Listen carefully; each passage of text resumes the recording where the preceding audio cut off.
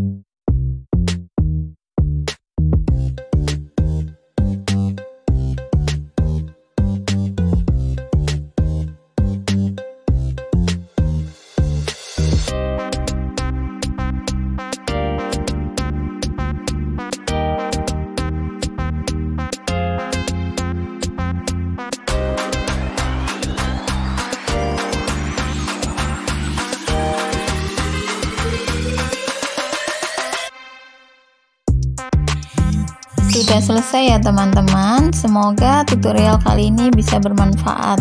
Terima kasih untuk teman-teman yang sudah menonton video ini. Jangan lupa untuk like, comment, share, dan juga subscribe. Sampai jumpa di video berikutnya. Terima kasih. Wassalamualaikum warahmatullahi wabarakatuh.